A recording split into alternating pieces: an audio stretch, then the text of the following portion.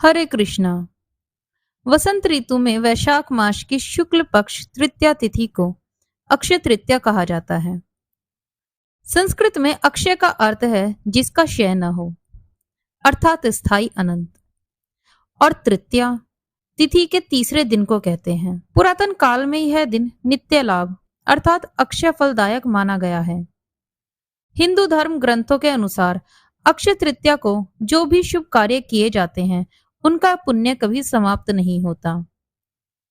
इस पर्व को देवी देवताओं की कृपा प्राप्ति, धन धान्य में वृद्धि एवं नई योजनाओं की शुरुआत के लिए सर्वाधिक शुभ तिथि माना गया है। अक्षय तृतीया से जुड़े कई पौराणिक प्रसंग हैं जो इसकी महिमा को बढ़ाते हैं। एक कथा के अनुसार समुद्र मंथन के समय यही दिन था जब भगवान विष्णु की शक्ति रूपी देवी लक्ष्मी समुद्र से प्रकट हुई और धन धान्य की देवी बनी। कहा जाता है कि इसी तिथि को भगवान विष्णु के छठवें अवतार भगवान परशुराम का जन्म हुआ था। वे ब्राह्मण होते हुए भी धर्म रक्षक क्षत्रिय गुण लिए हुए थे। स्कंद पुराण तथा भविष्य पुराण में वर्णित है कि अक्षय तृतीया से ही त्रेता युग की शुरुआत हुई थी। इसीलिए इस दिन किया गया कोई भी पुण्य अक्षय फल देता है। पुराणों में एक कथा यह भी मिलती है कि ऋषि विश्वामित्र ने इसी दिन लक्ष्मी व्रत रखकर अपार वैभव प्राप्त किया था। महाभारत कालीन प्रसंग भी अक्षय तृतीया से जुड़े हैं। माना जाता है कि महर्षि वेद व्यास ने अक्षय तृतीया को महाभारत महाकाव्य का श्रवण लेखन आरंभ किया था। युद्ध से पूर्व द्रौपदी का चीरहरण इसी दिन हुआ था, जब भगवान श्री कृष्ण ने द्रौपदी की इज्जत बचाने के लिए उन्हें एक अक्षय वस्त्र प्रदान किया था। इसके अलावा युधिष्ठिर को भी अक्षय तृतीया के दिन सूर्य देव ने यह चमत्कारी अक्षय पात्र दिया था जिसमें अन्न कभी समाप्त नहीं होता था।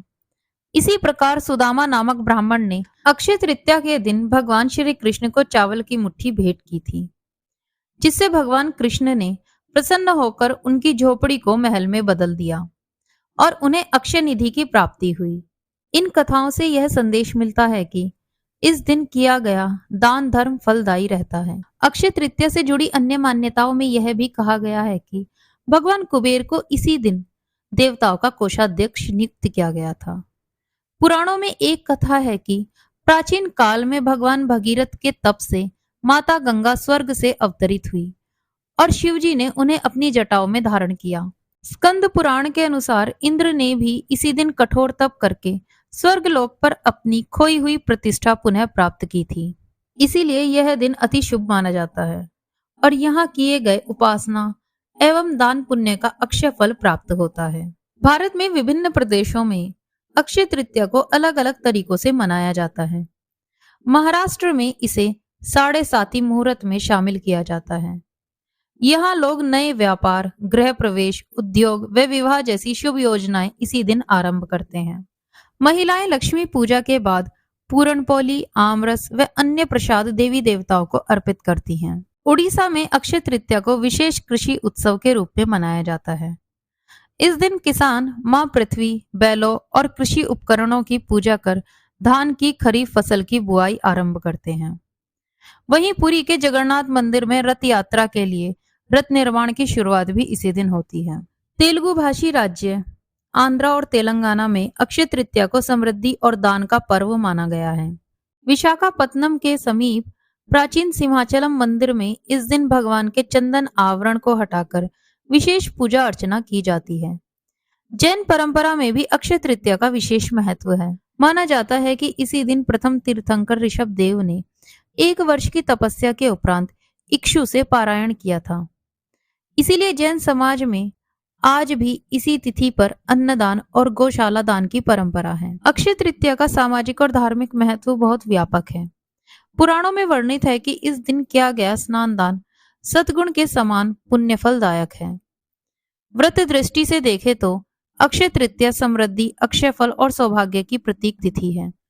मान्यता है कि इसी दिन पितृ तर्पण करने से पूर्वजों को मोक्ष की प्राप्ति होती है। आज के समय में भी इस दिन कई शुभ कार्य किए जाते हैं। लोग सोना, चांदी, वाहन, मकान आदि संपत्ति खरीदते हैं और नए व्यवसाय या निवेश की योजनाएं बनाते हैं, क्योंकि माना जाता है कि इससे हमेशा के लिए लाभ होता है। अनेक लोग परोपकार के लिए अन्नदान भी देते हैं। अक्षय तृतीया एक दिन नहीं, एक दिव्य अनुभूति है जो श्रद्धा, विश्वास और प्रेम से भरे हर हृदय में अनंत काल तक गूंजती रहती है। हरे कृष्णा।